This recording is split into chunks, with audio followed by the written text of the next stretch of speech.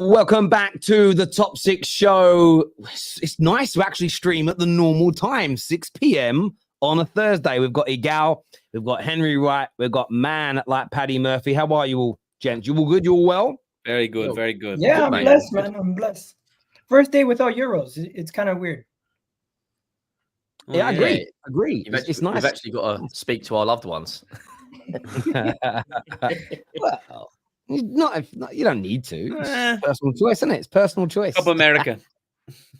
Yeah. I'm not going to lie to you. Copa America's on, so there's still footy to watch and a few days rest before the knockout stages, and we will get onto that a little bit later. Lots to talk about on the show today. We're going to talk England. We're going to talk about, have a big debate. Should Harry Kane be dropped? We're going to touch on Chelsea and their potential move for Alexander Isak, maybe Jonathan David. There's some information that's come out about those deals. We will be looking at Arsenal as well.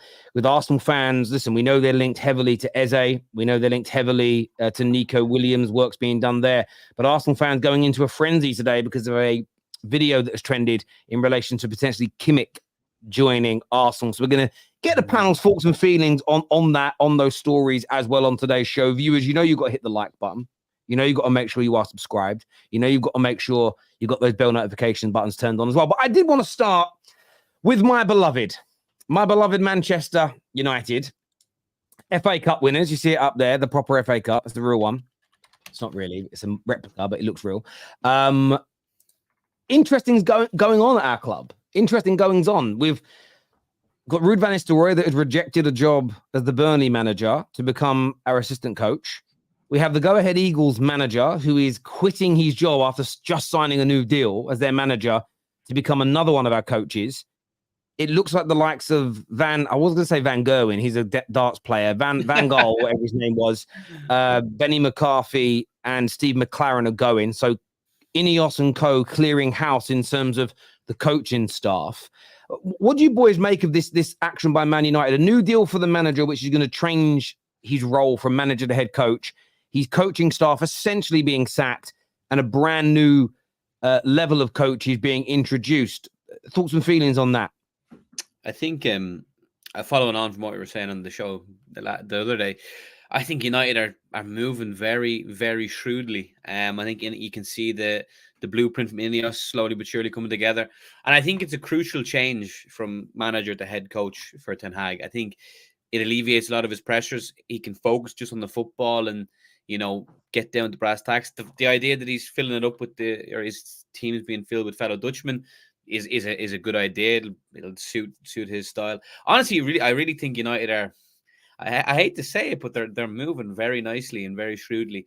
And most importantly, it's like there's no real drama around them at the minute. It's kind of all quieting down. There's no like circus, which in previous years and summers has been the case with United. So yeah, moving very well. I think United fans should be excited. The best thing to do is to already have a Ten Hag replacement in-house ready to go. So that's what it seems like to me. When you go get Ruud van Nistelrooy, somebody who's already worked with the club and has managerial experience, won a league title already in the Eredivisie. And Terry, if something happens to Ten Hag, you now seem like you might have a succession plan on the next manager in the case that he has to leave. You have somebody there in-house that could at least be a stopgap until you find another manager. It's funny because when a lot of us felt Ten Hag was going to go in sort of the February-ish time, when there was a lot of talk of him going, and people were saying, well, should we get an interim? Ruud was one of the managers that I said, look, he's out of work at the minute. He left PSG, he's sort of floating about. I said, bring him in as an interim. So I'm up for that. I think what you said could be true. Definitely could be an element of him being able to step into that role and position because he has been a manager before. But I think this is very much about the club trying to get a high caliber of coach, but a particular style of play embedded at the football club from top to bottom that matches and suits. And the manager, I think, has been told, and I'm happy that he's accepted it and he's willing to sign this new deal. That look, we're not, everything we've been doing in the last two years under you is gone. It's all being ripped up. We're going to have a particular style of play that we want you to try and coach and implement, but we're providing the recruitment team, we're providing the coaching staff. And it's funny because if you are reading the report today, that this mirrors very closely what Manchester City have in place. And again, that isn't, some will say, oh, United are copying City to a degree, because City are following a model that most of the clubs that are not led by their manager and they're led at sporting director level and above, this is the type of hierarchy system they have in place. This idea, I understand that some managers, if they're very successful and have a group of coaches around them, you keep them, but only for a certain period of time. We've seen, for one reason or another, Pep's changed these coaches that have been around him. Fergie regularly changed coaches and assistant managers over the years to keep things fresh, keep new ideas, to ensure that modern tactics were being brought into your training. All these things are important. So I really like the approach. I agree with what Paddy's saying. I think it's the absolute right thing for us to do. It's the right direction for us to be moving in. And I'm excited to see the style of football that we try and implement next year. I'm really excited about that. I think it's a new beginning. Like, it almost feels like a breath of fresh air for United. You've needed this for a long time. You've now got Ten Hag's role has been outlined as a head coach, and any problems or anything that goes on at the club will now be dealt with from the hierarchy. He's dealt with a number of things, the Maguire situation, Jadon Sancho, and the fact that he can kind of now be the head coach, and you're bringing in an actual, looks like a very good coaching system, similar to what Liverpool are doing with bringing in Edwards and Hughes and just saying to Slot, your role is the coach. I don't see a downside at all. I think you're moving in the right direction. The style of play will be the question mark, because Ten Hag at Ajax, when he had one of the best systems in the world in terms of producing talent, it worked for him. Your signings this window, will be massively important going into the season, especially that the defense side of things. But I do think it's a step in the right direction for Man United. I think if you're a United fan, it's kind of like today feels like a new day of a new era. Yeah, Terry, I've not heard you say you're excited more than since the new ownership have taken over. Your whole fan base should have a level of excitement about the possibilities with somebody heading in, seems like, in the right direction. You would think that the problem that a lot of United fans have is that they're still convinced that you just need a top class manager or coach and you'll be okay. They are ignoring, and so it's like double-edged. The people that back Ten Hag, if he starts being successful next year, will say, see, told you we should have stuck with him. And there's an element of truth to that, but they'll ignore that the whole new structure is part of the reason that he's been elevated. But I don't necessarily blame Ten Hag for that. One argument that was thrown at me many times when I wanted him gone is that, Terry, do you not think he could be successful under a new structure? I never disagreed with that train of thought. I still think it would have been a better option if we could find a better coach to start completely afresh. But I wasn't married to that idea. I'm objective about it, and I'm quite happy to see how this translates. There's some Man United fans who are just angry that Ten Hag's here and they can't see that there'll be improvements even with the new structure. But these are the individuals that every time a manager's been sacked have said, this squad's good enough to win, just bring me a talented manager. So it doesn't even matter that they were right about a certain manager not succeeding. The reasons we didn't succeed, they were wrong about. And that's the problem with a lot of these conversations and debates. People don't dig deep enough. The amount, I mean, Egal, you've been doing shows with us on here for 5-6 years, and you know how regularly I've spoken about this. I'm not stating that Ollie was going to be good enough to win us the league title, but I never felt that just sacking him alone and making no fundamental changes at structure level of the club, board level at the club, I always said we'd be back in disaster zone again.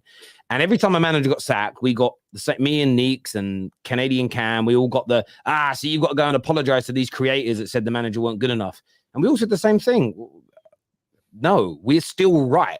Not because the argument for us was never about the manager per se. It was about the wider issues. And when you think about a brand new board, new people running the medical department, new scouts, new coaches, the only element that stays the same is the current head coach. And that's because Man United interviewed a number of people and didn't feel a candidate was largely superior to Ten Hag. So it makes there was never any point sacking him to bring somebody in that the new board didn't believe was exponentially better. There's no point sacking him for someone that is 3 points a season better. Why? It makes no mileage. It needed to be somebody that completely moved the needle. Wow, this person has blown us away with what we're trying to build, and they're going to help get us to, into the stratosphere, as it were. But I am excited about it. I'm calm though at the same time. And this is where Man United fans will do this more than rivals, although rivals will do it. Terry, you said you were excited and you're still only 5th in the league. I'm not expecting us to challenge for the Premier League next year. I'm not expecting us to be a well-oiled machine that's perfect next season. But I do expect the football to be better. I expect, as Paddy just said, how many leaks are you seeing coming out of United at the minute that are negative, that are problematic about the football club?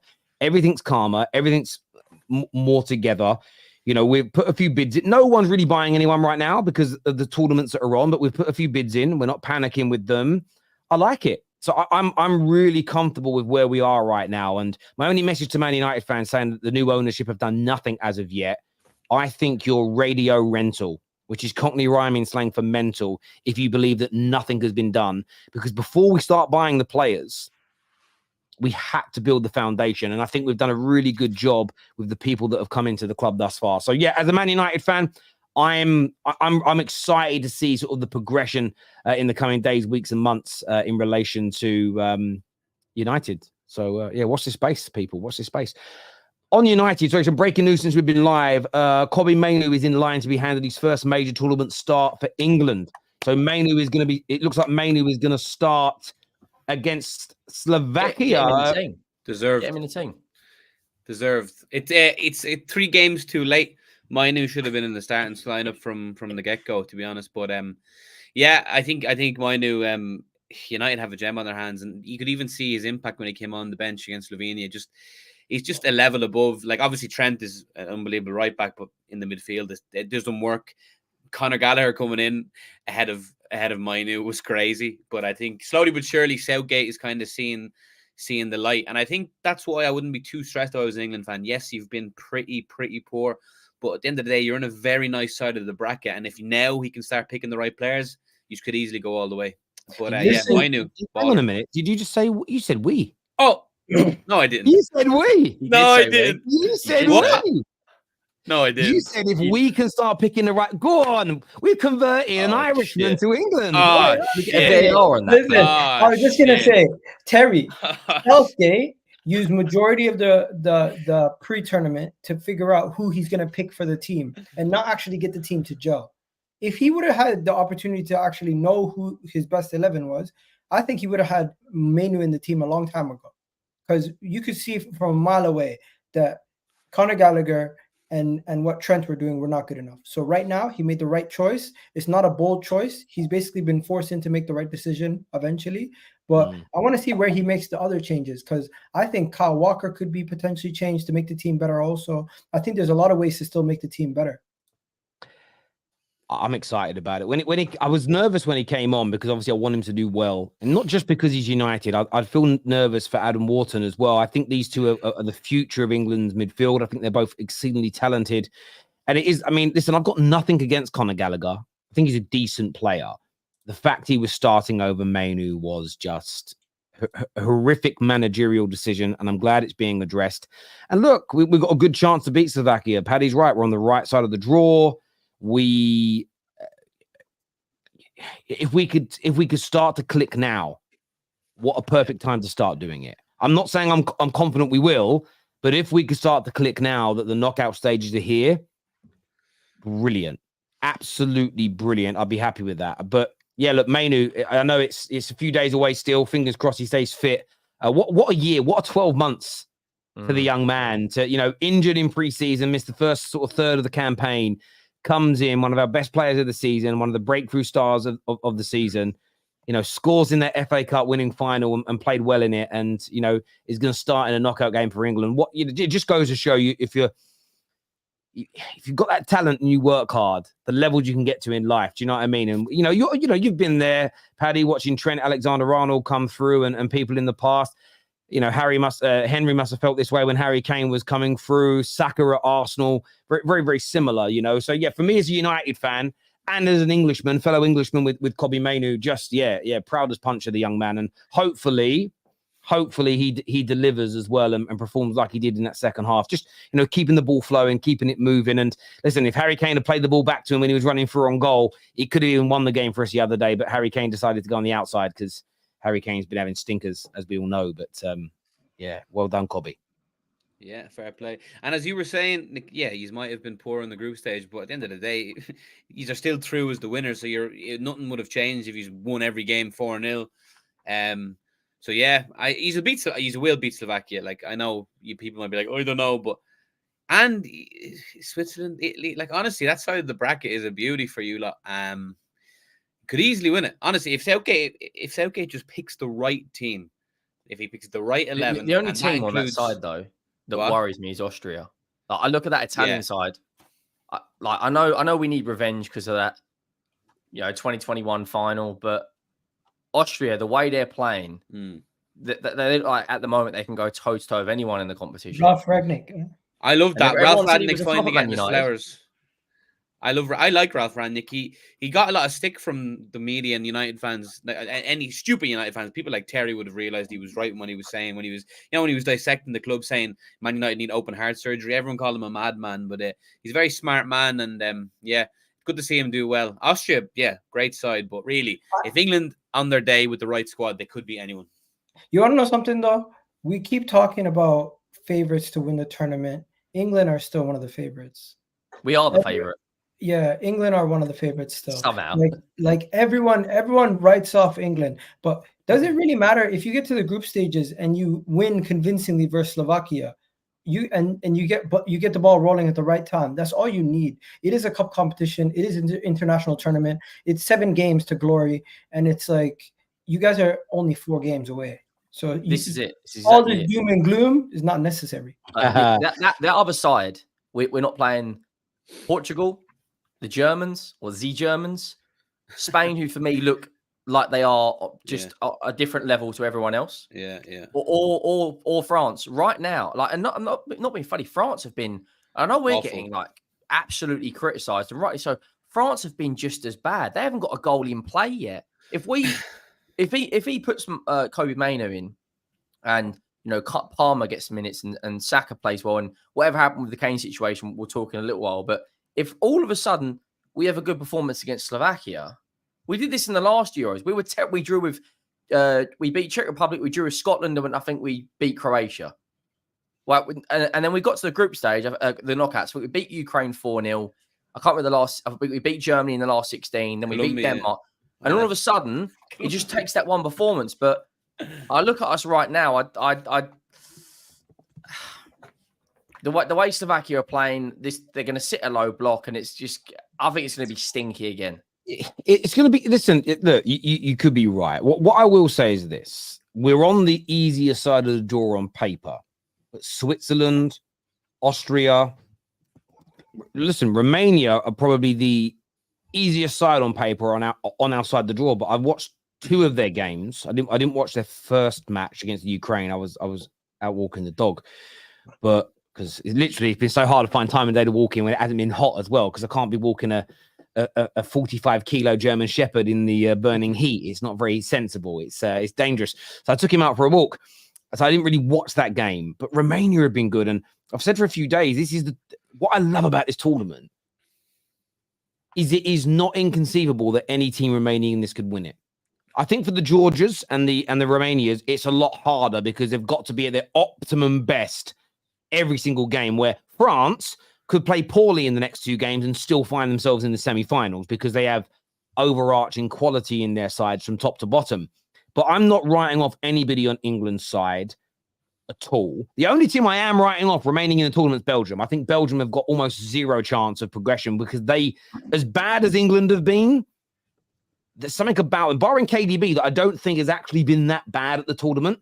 There's something looks wrong with them. They look, when you got a toy, there was a famous Only Fools and Horses episode where he had these China cats and they played songs, but you pressed the song, it was a China cat, and it played, "How much is that doggy in the window?" That's how I feel about Belgium. There's something wrong about them. Belgium, we know what's wrong with them. They've lost a lot of their star power. They've lost a lot of their star power that was their golden eras filtered out. All they have left from their golden era is now Kevin De Bruyne and Lukaku. And let's be honest, Lukaku's a shell of his former self. Yeah, Kevin De Bruyne has never been. It's like a TV series when all the best actors have left. It's like Yellowstone. Kevin Costner's leaving. I ain't watching no more. You can't have Yellowstone without Kevin Costner in it. Like, it's done. It's finished for me. I know he's cancelled, but no one liked the last season of House of Cards when Kevin Spacey was gone, and I feel like Belgium, now the stars have gone and are waning. Yeah, no, I agree. It's a really good point. There's also a thing with Belgium where, it's a very divided nation in general. You've got French speakers, you've got Dutch speakers. There are like loads of countries in a country, so they've always had like internal rifts as well. You've read about in the past, like, so, yeah. And obviously they've lost all their stars, and they've got Tedesco as the manager, who really has not achieved much in his managerial career, and they're awful. I hear you on that. But it's not only them. France have been underwhelming. Hang on, when you say France, you mean we, right? You're a French fan, right? Bro, I'm not gonna lie to you, Terry. I've fallen out of love. You should be happy. Jonathan David scored the other night. They won. I've fallen out of love with international football, man. Flemish, sorry, yeah. It's just it doesn't have my heart the way it used to. We knew what you meant. We knew what you meant, Paddy. Yeah. Paddy, do you speak Gaelic? I'm okay. Like, I speak better Spanish than I do speak Irish. Okay. Yeah, it's not a lot of us have it, but we have it. A lot of us have a basis of it, but a basis. Yeah. No, I hear you. My little boy is learning. My little boy is learning some bits and pieces, which is cool. So yeah, he's doing that. I like it. I kind of, although like I've always said, like, I want him to be very close to his Irish heritage as much as his English, because it's what he is, If he was a top footballer, would you want him to pick Ireland? No, I've always said to my son, pick. When it comes to supporting, would be the same as you play. So I say, look, support Ireland at rugby, support England at football. I've asked for that mixture because that means more to me. But like, honestly, if my son grows up and he's good enough to compete for his country and he chooses Ireland, I'll be as proud as if he picks England, because he's half and half. So yeah, it's really why, like, I didn't maybe get it as much when I was younger, but it's like when someone grows up, they might be born in England, but they have Scott McTominay is a great example. I don't look at it and go, yeah, but you're really more English than you are Scottish. You have no idea how someone feels inside about where they want to be. Does that make sense? And whatever else, and who they want to compete. Like Mo Farah, I think, says something to the effect of, he was so grateful for what the UK did for him. That's the reason why he chose to represent Great Britain. And there's loads of different sides to it. So Archie, if my son's good enough to play football and he gets brought over to England into an academy and spends a lot of his life here, he might go, although I feel a bit more Irish than I do English, it's the English football system that has given me this development, so I'll choose them. So it all depends, really. But yeah, I'm not fussed either way, as long as he's happy. That's all I care about with my kids. Comment here from Twisted Bubba that says Dutch football won't work in England, and then it was confirmed by Hassan. No, where I would challenge that Dutch football don't work in England is Man City look pretty good using the Dutch system, didn't they? Because Pep Guardiola's system is Dutch. Mm-hmm. Anyone who, and by the way, and we know that Arteta follows suit in terms of very much influenced by. If you're influenced by Pep, you're playing Dutch football. Johan Cruyff. There we go. Yep. So you are playing Dutch football when it comes to that. It's like saying, I don't like tea. It's like drinking tea, sorry, and then saying I don't like anything that's from China. It don't make sense. It don't make sense. It's as simple and as straightforward as that. And I think managers, the cycle of managers, like the Ronald Koemans and Didier Deschamps, they have to go. Their countries need new managers. Yeah, I think he might after this as well. Comment here. What about Ian Wright's comment about Saka going to left back? I mean, this has triggered gooners everywhere, Egal. Simply put, I don't agree with Ian Wright on his stance of saying Saka should play left back. But at the same time, I'm not going mad and I'm not calling him a sellout and I'm not going crazy on Ian Wright. I think that is a little bit too much, guys. Like, let's be realistic here. You don't lose your legendary status for giving a take on football. Like, calm down. It's not that deep. But one thing I do hear, Saka at left back doesn't make sense for me. Yes, he's played left back previously, but if you're going to play him in a position, you might as well say, if you want balance, maybe play him on the left side. I hear that, but left back, you're asking for trouble. It doesn't make sense. Okay, so let me throw a spanner in the works. Go on then. Luke Shaw. Come on in, Malfoy. Luke Shaw's clearly injured, and I don't know why we take an injured left back to a tournament. Yep.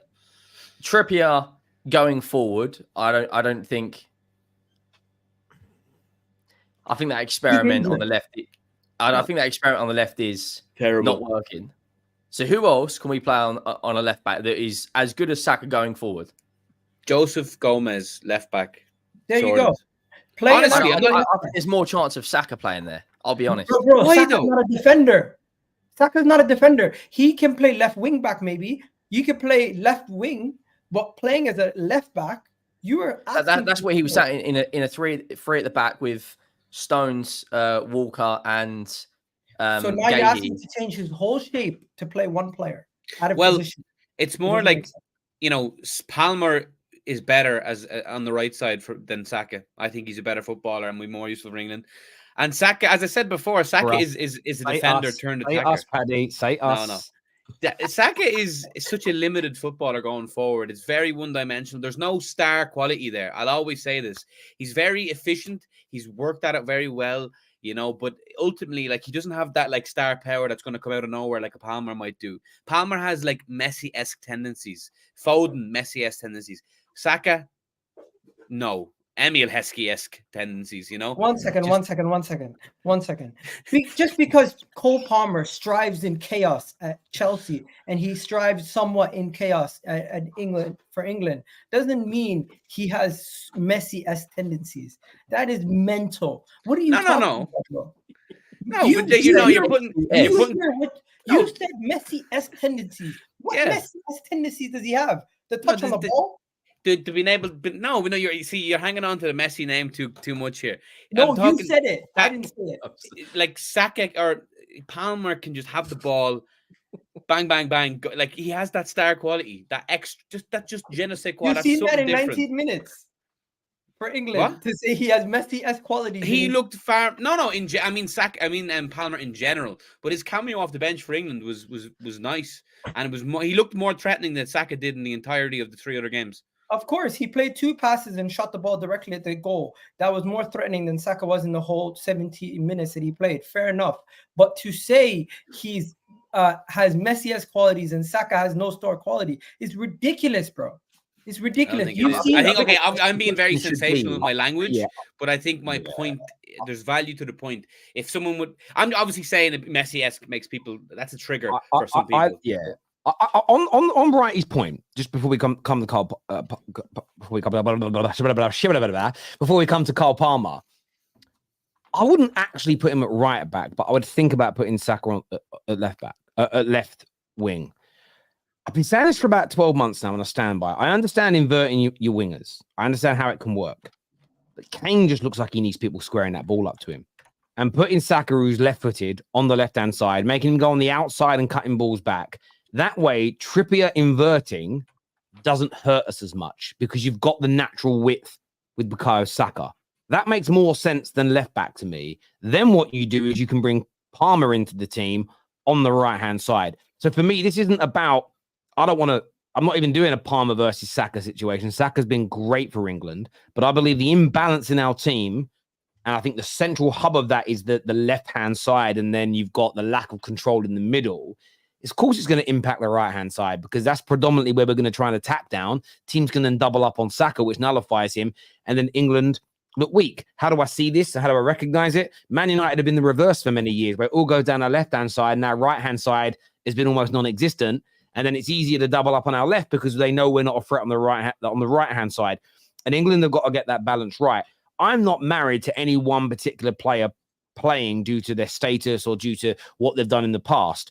I think that the vast majority of the team that started the first 3 games, their position should be under major threat going into this game. So if Saka is dropped and Gordon and Palmer are in, I'm not going to sit there and go, that is a disgrace. I think we need to shake this up. I think we need to throw some new blood on the ground, new blood into the team. I also want to see the likes of Saka and co respond to that as well, because I think it's an important part. And one of the biggest names I do think needs to be dropped, and I never thought I'd be saying this going into a major tournament. Harry Kane. No, Harry Kane. No, Jude Bellingham. Harry Kane and Bellingham. Bellingham's name's there, right? But Bellingham has at the very least had a game where he's been brilliant and he scored. The problem is with Bellingham is that he's been misprofiled. He is not a controller. He isn't going to dictate the game in the middle like Paul Scholes used to. He is a little bit like Bruno, but without the creativity. He is an advanced midfielder he's more of a Lampard, who's going to burst into the good on the ball, but never seen as a maestro on it. He is going to burst into the box and he's going to score you goals. But you need creativity for him to score. Yet we're not getting that creativity because of the imbalance on our wings, because of what we're doing on the left-hand side, where we're playing Foden, Trippier, etc., as we've mentioned. But I look at Kane, and there hasn't been a single facet to his game, barring that one chance he scored that fell to him by chance, that has been good. Hold-up play, awful. He can't run anymore. He can't press. None of that's been on display. So if we take Kane out, Terry, who do you put in? Ollie What's the Watkins. front three? Before you even say that, does Southgate have the cojones to make a move like that? No. Everybody here, be honest. No. He doesn't. So why are we talking about things he would never do? Terry, unfortunately, for England, it is an all-star team and there's politics. The player of the season, one of the best strikers in Europe, Kyle Walker is one of the senior figures in the team. No matter what kind of performance they have, certain players in this team will never get dropped. That's my opinion. And with Harry Kane, he could not score for the rest of the tournament. And the only time he's going to get subbed off is late in the game when you need a winner, and nobody's going to blame the manager. I understand you, and it may not happen, but that doesn't mean we shouldn't have the conversation, Egal, because I think as fans, we've got to put our opinions out there. And for me, I would look at Harry Kane's position, and I think it would improve us, not just because he's been poor generally, but the kick up the backside that gives everybody else. Kane's been dropped. I've got to perform. There is we have become, and how old are you, Emery? 28. Okay, so you were 20 when you were sort of 21, 22 when we actually had a decent tournament under Southgate. Most of my life, I've seen England, since 96 onwards, we have just picked our best players on paper and not our best team. We have not dropped players that need to be dropped. We made 2 terrible decisions. 3, actually. In 2002, Beckham shouldn't have gone. He had the broken metatarsal. We had a special pair of boots made that had like a plate on the inside to protect his toe. Didn't put in the performances needed. The message that sent to the rest of the team is none of you can get into this squad. Even an injured David Beckham is here over you. That isn't a dig at Beckham. I love David Beckham. Shouldn't have gone. Wayne Rooney shouldn't have gone in 2006. He was injured. He didn't admit it. He pulled a groin muscle in training, which made him even more injured, still played.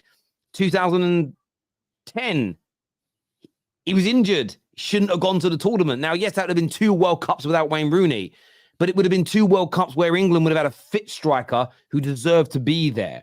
The problem is with England is that, we take Luke Shaw's been, this is how I know history is repeating itself. We've taken Luke Shaw to a tournament. He hasn't trained with the group yet. And we're about to hit the knockout phases. When there are natural left-footed left-backs available who are English that could have gone, that may not be as good as Luke Shaw in and on their pomp, but are better than him right now because he isn't fit. We are repeating the history of my childhood and my adolescence when it comes to England, of the superstars being picked, injured players going to tournaments, and underperforming stars not being dropped. So who do you put in then? If it's not Kane, put in Ollie Watkins or Ivan Toney. Put in either. Okay, so let's say Watkins goes in the number 9, right? Who's on the right? Who's on the left? And who's in the 10? Saka's on the left. Foden's on the right. Palmer, Gordon, Bellingham in the 10. I'd go just to throw a spanner in the works. You're just going to drop Saka? Yes. I'd put Declan Rice in the 8 because that's what he's done for Arsenal this season. I'd put Mainoo or Waterton in the 6 and Foden in the 10. One second. You also want to drop Jude Bellingham also? Yeah. The guy looks absolutely knackered. No. He looks ruined. He looks absolutely ruined. He needs to play in a more advanced role. Like he's not a holding. He needs to play in like a 10 where he can influence. So just to get it straight, you want to drop one of the players who scored in the tournament. You want to drop one. We also want to drop Kane, but he scored. He's been one of the creators in the tournament, and you also want to drop another guy who scored in the tournament. In my opinion, you guys are all looking for a savior, but the actual solution, in my opinion, would not be just look for a savior. Try to get the best out of what you currently have, instead of trying to say, you know what, drop these guys. It's a short tournament. If you drop your best players, against Slovakia in the round of 16, it's actually crazy. They've just drawn to Slovenia. They've just drew 0-0 to Slovenia. You don't make a statement. You make a statement in the 3rd game of the group stages. You don't make a statement in your. No, Spain made 10 changes. You don't make a everyone other statement than in the Laporte. knockout rounds, Terry, or Why? you're out. Hang on a minute, Imagine you don't play Saka. Gal, where you're wrong is this: we haven't performed well, and this team hasn't performed. Now listen, But you play less quality of players, and you're going to perform better. Doesn't make sense. well, it's this is the thing. There is no guarantees that making those changes makes us better. You are right, but for me, I'll ask you this question, Egal. What is the definition of insanity? Doing the same thing over and over again. And expecting different results. Yeah. So we picked a particular team and system 3 games running, and we've won games, but we have scraped over the line. We've drawn 2-1-1, and we have scraped ourselves over the line. We can't keep, as well as I do, we can't keep getting away with that, right? At some point, we're going to lose. So I would rather, and again, you're not wrong, Egal, in the sense of there's no guarantees it works, but I would rather try and change something to improve the performances to give us more chance of winning than stick to doing what we're doing. So I'm aware there's a calculated risk to dropping 2 or 3 of our star players. But as I've said my whole life, whenever we have just stuck by the stars, whether they're performing or not, whether they're injured or not, we have not won. Why am I so excited about Man United's future?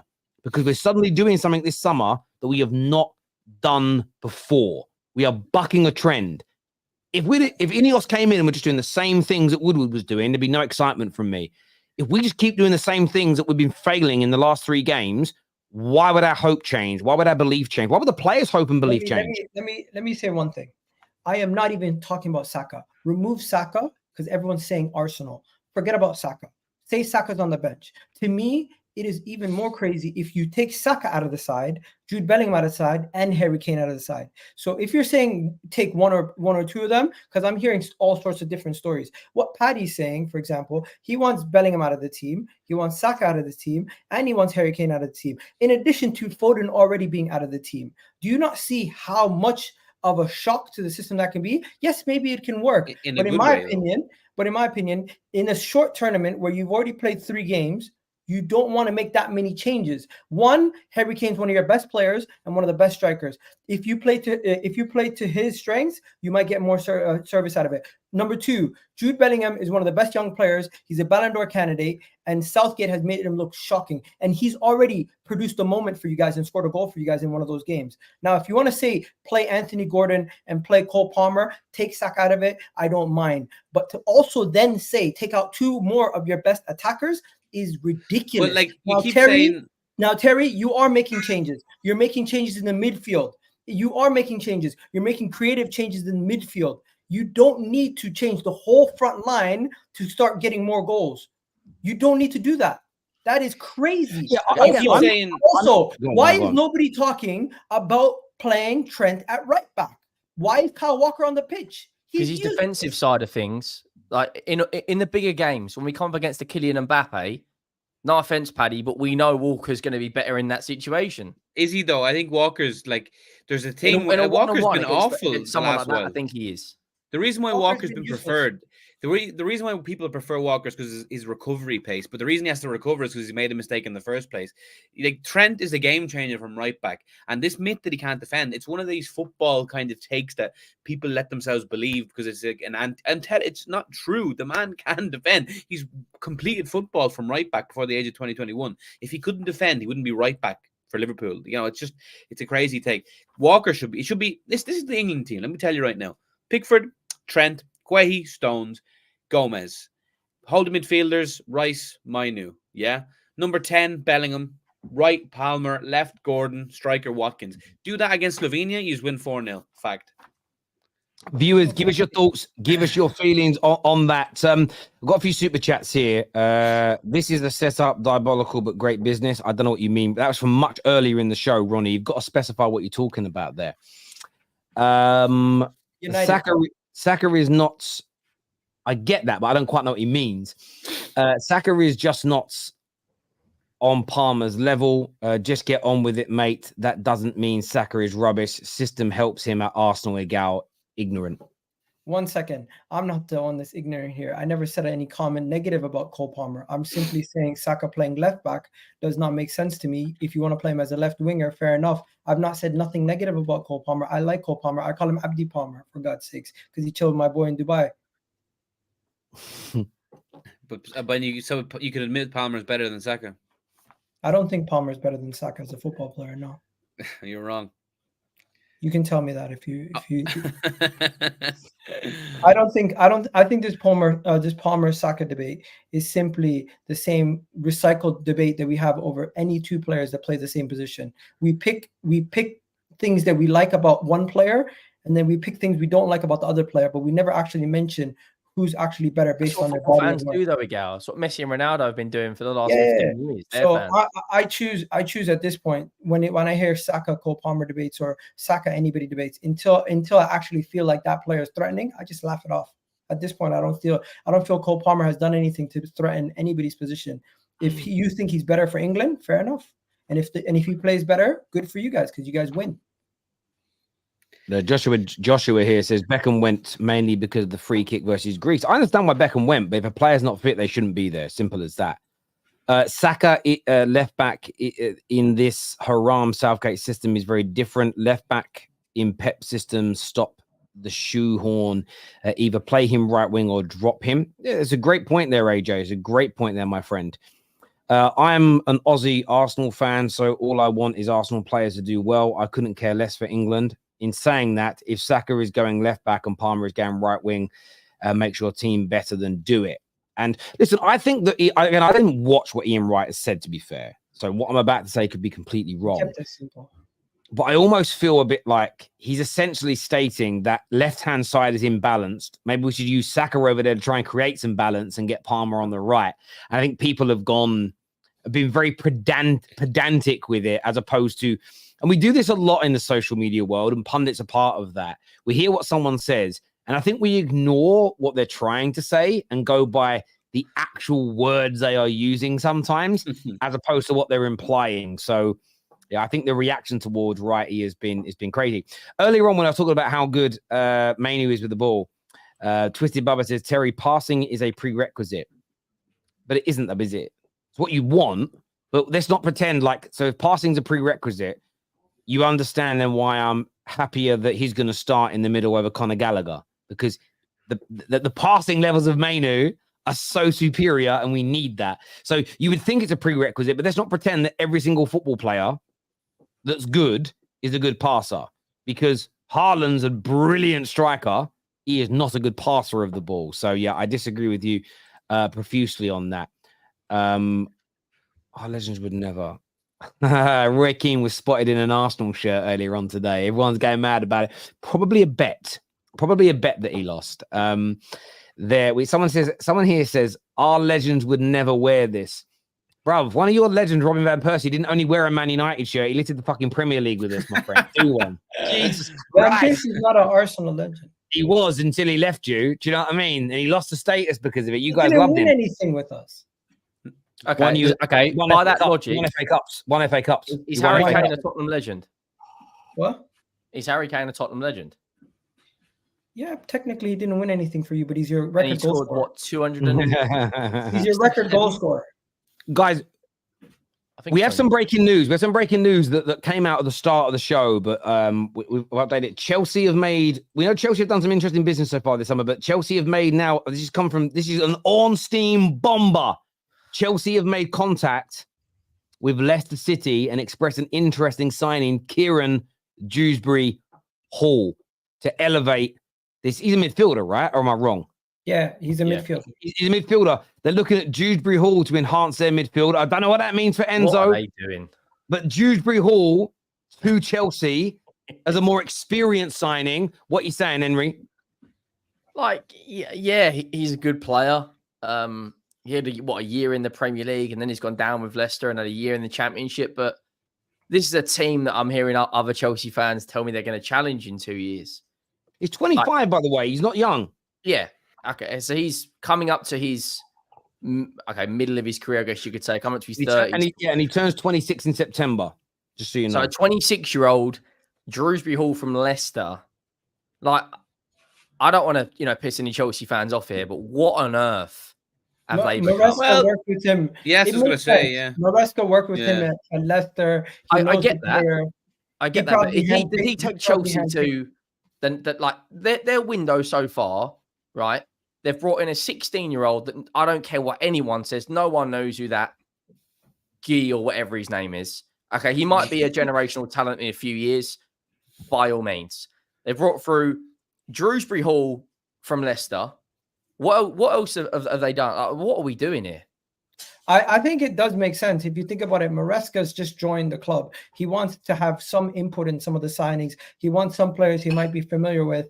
And if he knows Dewsbury-Hall and he can get the best out of Dewsbury-Hall at Leicester, what's to say he's not an upgrade on what they currently have at Chelsea? I don't think it's a ridiculous signing. I don't think he's better than Gallagher. We always ask for scouts. We always ask for scouts to do their job. We always ask for managers to get what they want. And this seems like they might be giving a manager what they want. I think like people are going to overreact about that, but like as you were saying, Egal, they've just won the title together in the second tier. They've worked together. They could do a lot worse, if they were signing, someone random with no connection there. But he's worked with the manager. It makes the manager instantly have someone there, an ally. Yeah, that could be a shrewd bit of business. I don't know how much it's going to be for, but yeah, they could do a lot worse. He's he was too good for the championship by far. Like, so he's not a championship player by any stretch. So, and everyone says Chelsea were shit last year. They always talk about shit they are. So really, it's not going to be hard for him to be any better than what's there already. Yeah, I think it's a good signing. You could do a lot worse. These guys have been looking at players from all sorts of leagues, no experience in the Premier League, no recognition with the club or history of ever playing anywhere in English football. At least Dewsbury-Hall, English quota, it ticks a lot of boxes. It does. Yeah, Dewsbury-Hall's Messi-esque. He ticks some of the boxes. He's played under Maresca. He's got Premier League experience. He's homegrown. But Chelsea need to finish back in the Champions League in the next year or so on their financial side of things. Drew, I don't know how much it's going to be. I'd imagine it's around the 20 million region, 25 million. 35 seen there in the 35 million. We signed James Maddison from Leicester for 40 mil. And he's shit. Dewsbury-Hall. Dewsbury-Hall is highly rated. Don't forget, this guy just 2 years ago was playing for them and one of their best players. Yes, they got relegated, but he's always been one of these highly young players. Come on. I'm not gonna lie to you. The window nowadays, you can't find a good player for 35 million. Let alone. By the way, Salford. Listen, this is a see-through Cuban shirt. You are right. You can probably see nip if I stretch it enough, but it is banging, bruv. Especially. In between streams, when I'm chilling by the swimming pool, this is just amazing. So yeah, thank you, my friend, for noticing my beautiful. That's see-through. Yes, looks nice. Maybe in the chat, like Terry, don't watch ball. What? Because I think Dewsbury-Hall is not good enough for Chelsea. I think Dewsbury-Hall starts for you. What do you mean? He's better than Sarr. Hang on. On what level does he? He's not better than Benson Court. He's not better than Bissouma. No, he's better than Sarr. And Sarr started for you how many games last season? But 22 off the top of my head? 21? That's a large portion of the games. Yeah, but bearing in mind, we've also got other midfielders like Bissouma and Bentancur, and he's not better than them. But guess what? Bentancur is always injured, so it's not. But he's not a better footballer than Bentancur, though, is he? No, but you know what you're doing. I'm not doing anything. Does he start for Tottenham, yes or no? 1 second. You know me, bro. I don't like Chelsea, but I'm keeping it real. This is a good signing for Chelsea. Let's be real. 35 million, a player that they already have some connection to with the manager. He's young. To the I get the manager side of things. That makes sense. He's 25. It's a decent signing. Let's not make every signing sound like it's the worst signing in the world. Do you know my only they need to get back to winning titles.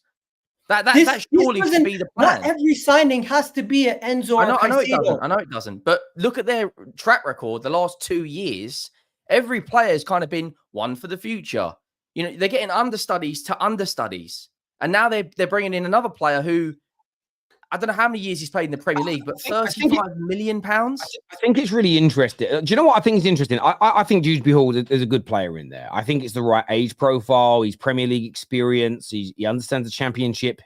My only concern is that he's the manager's ex-player. And what I mean by that, and again, it could be, and I want to be very fair here, so Chelsea fans who are already going through cognitive dissonance, please listen. It could be that he is the profile of player that the club wants to sign. But I don't believe clubs should be signing managers' players. They should be signing if that player doesn't suit the system and style. That'd be my only concern. Is this a Maresca signing or is this a Chelsea signing? And it should be a Chelsea signing because they've got a sporting director, etc., which means they've got a head coach. Okay, so you shouldn't be signing players for the manager unless the manager is implementing a style which is going to supersede him at the club and be there many, many years after he leaves, as an example. That's the only area where I think it's poor. Age profile could potentially be poor. Age profile is good. Technical ability is good. And but one thing I will say and challenge a lot of the viewers that are Chelsea fans, I don't think this is a backup to replace that Conor Gallagher. I think this is a new first team player. Now, that's for you Chelsea fans to decide who is missing out in that midfield, because Enzo, Caicedo, Lavia, and Dewsbury-Hall can't all play together. Someone is missing out. Somebody is. By the way, I do think he's an improvement on Conor Gallagher, by the way. I think he's a better football player than Conor Gallagher. I absolutely agree with that 100%. So Gallagher's going to go to Spurs. Oi, oi. Down there, Emery, aka Malfoy, down there, aka 9-inch albino down there below us. But you do look a bit albino with that hair. Yeah, cheers, mate. Like you know, like the remember the albino monk in the Da Vinci Code movie? He whipped himself to pieces in the Tom Hanks film. Go Google the guy. See who you look like, but. He's good. I just think you're hating on Chelsea because you're a Spurs fan. That's my honest thought. I'm hating on Chelsea. I'm looking at a guy who's got nearly 60 appearances in the Premier League with 5. What did I just read? So he's played 58 games in the Premier League and got 3 goals. Right? Yeah, he had a fantastic campaign in the Championship last year. No agenda there. He was very, very good. But Chelsea, on their financial side of things, eventually have got to get back to bringing in Champions League revenue. Otherwise, their books the math's not mathing. All of the signings, bar 3 or 4, maybe 5, you could say, in the last 2 years have been ones for the future. They're buying players out of the Brazilian league that's played 11 appearances in the league, and they're dropping £40 million. Does Dewsbury-Hall, okay, if he gets in their first team, great. But is it a signing that, basically, my point is, under the 2 years under this ownership, how many players have they signed, other than Palmer and maybe Gusto, that takes them back to the Champions League? Because I'm scratching my head here.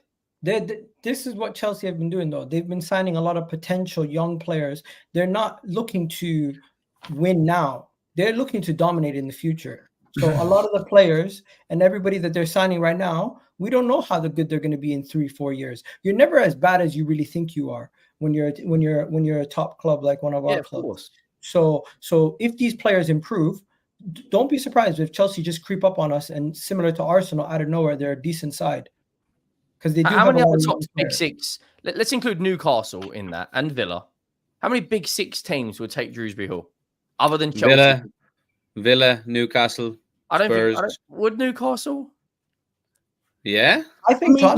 Hang on a minute, Tottenham would. You guys are about to sign a worse version in Gallagher. No, we're not going to get Gallagher. We're not getting Gallagher. We're going to go and get Ramsey from Villa. You guys should steal Dewsbury-Hall. He's a better footballer than Dewsbury-Hall. Oh my God, Malfoy. No, he's not. Yeah. I've watched Leicester. Dewsbury-Hall. Gallagher isn't a footballer. He's I'm talking about Ramsey. Jacob Ramsey is a better footballer than Dewsbury-Hall. Based on what? No, they're different players. He's got fucking 25 or 30. Jacob Ramsey's more of an attacking. In the Premier League, and Dewsbury-Hall's got 5. Jacob Ramsey's more of a box crasher. I view Dewsbury-Hall as more of a midfielder that, like, he has more of a passing range. He more dictates, not as much as a goal scorer, in my opinion. I mean, if this is what Chelsea are going for, then I just think there's too much scrutiny over every signing. Like it's a shrewd bit of business. It's not scrutiny, Paddy, but they've signed the best player probably from the Leicester side, one of, and so it's Maresca immediately has as a player he can work with and improve them in the immediacy, and it's £35 million. What's that in this day and age? You can't get top for any less than that. Like didn't you sign McAllister for that amount of money? Yeah, that was a release clause though. Like, come on now. Like, what are we doing? The guys had a year. Yeah, but Chelsea, it's Chelsea though. Chelsea are in like one of their worst periods in 30 years, 20 years. And people always say how shit they were last season. So then have the same energy when you're critiquing this signing. This signing will improve Chelsea. So there you go. That's the reason why I can't critique this is the kind of signings I've been saying they should do. instead of going and signing another Bundesliga or Eredivisie player for 50 million that we don't know about. Exactly. Or spending like, 100 odd million on Caicedo, which Caicedo would still come good. I think I still would love them at Liverpool. But like, it's a true bit of business. They've been spending money very sporadically. This is a nice 35 million. It makes a lot of sense. The links with Maresca immediately make it a good deal. So yeah, I think people are overhating on this. Are you We'll see. projecting, Henry? Are you projecting because I get this little feeling, Henry, that you really feel, by the way, the whiskey's starting to kick in. I love it. Yeah. Lovely. Do you feel because you feel, I believe, that Spurs are not going to progress this year? Is this more projection that Chelsea are going to leave you behind again? I think we will progress. I just think Chelsea, if you take away what they've done in the last 2 years, have always been a team that tries to get the best. The new ownership have spent 1.1 billion now. And under their 1.1 billion they've spent, other than Palmer and Gusto, none of their players are taking them back to the promised land. And Dewsbury-Hall, okay, yes, he gets in their 11, but what are we doing? Like, a good year in the Championship, so what? Is that making £35 million? And with Tottenham, I do think we will progress. It's just going to take a little bit longer than I anticipated. Under this new data approach that Langer wants. Who's Langer? Johan Langer's our new sporting director. He was Villa's sporting director, and that's why we're heavily linked with Jacob Ramsey. He wants Paratici gone down now, is he? No, he's in there. This is the problem we've got at Tottenham. We've got too many chefs in the kitchen. You've got Paratici, who's got a great understanding of the Italian like a market. bird. Sorry? Paratici, that sounds like a bird. He's part of the mafia, that guy, I'm telling you. And you've got Parrot as well. Fucking hell. Well, he did well in the Eredivisie, to be fair. But yeah, we've got too many chefs in the kitchen. You've got Rob McKenzie, who's one of the head scouts, who's got like not a director of football role or technical director. He's got another role as well. Then you've got Paratici, and you've got Scott Munn, who oversees all the footballing decisions. And then you've also got Langer. So it's like, you can't, like, who's the one making the decisions? And that's what they need to.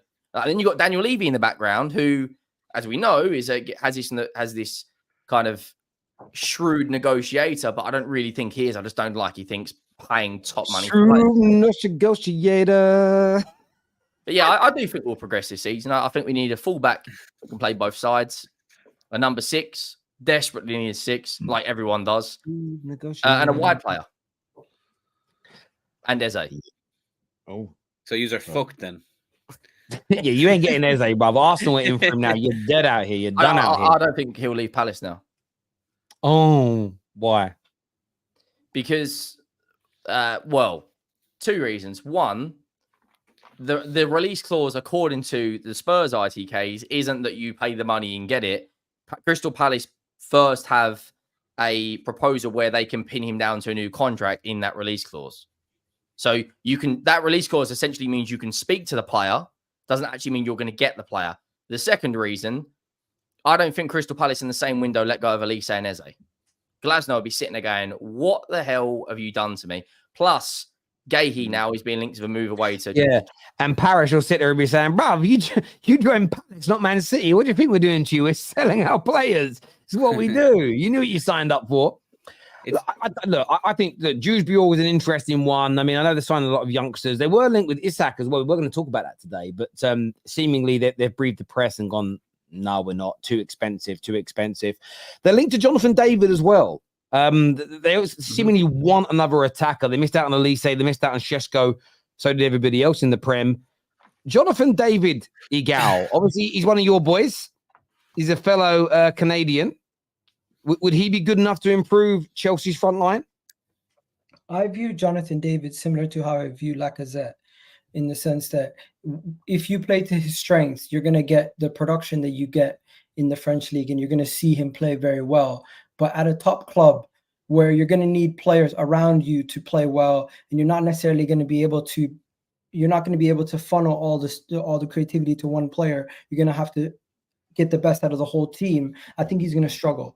I personally don't think Jonathan David is the best striker for a top team. I think he's more of a West Ham level, where if he goes to West Ham, they could funnel everything to him and he could replace Antonio and get goals. But the moment he goes to a better club where he's asked to do more, he's not going to produce.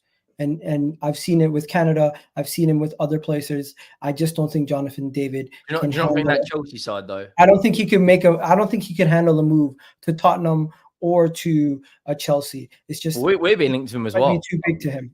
It just might Surely be too he big. could handle Tottenham. No, but even at Tottenham, they don't funnel everything to one player. Richarlison literally had to fight for scraps to get goals. So I'm just gonna say everyone's making jokes about Chelsea being West Ham's level. It's not about the level. It's about what the player is going to be asked to do. Is any of our clubs going to get an out-and-out striker and say everything has to go through this player? You have to pass to him every opportunity you get, create every chance for him. No, but if you take Jonathan David and you put him in a West Ham or you put him in a Brighton or a Brentford, he's going to get 15 plus league goals, and people are going to be like, "Oh my God, Chelsea missed out." But he's just not meant to be a top player. Do you know what I look at? Yeah. I look at Jonathan David, like we've been heavily linked to him. I think if you, similar to John and Philippe Mateta, if you put him in a system, like you just said, where you've got wide players and midfielders creating chances, I think he got, what did he get? 16 Premier League goals, Mateta? Maybe more, maybe less, around that mark. We've been heavily linked with Jonathan David. He got 19, I think he got 19 league goals and 3 assists last year. Jonathan David, no? He's French-Canadian, right? But like 3 years ago when Monaco won the league, he was absolutely unplayable that year. It was absolutely ridiculous for Lille. Not Monaco, Lille. Is he not French-Canadian? He would be, right? He is from Ottawa, so yeah.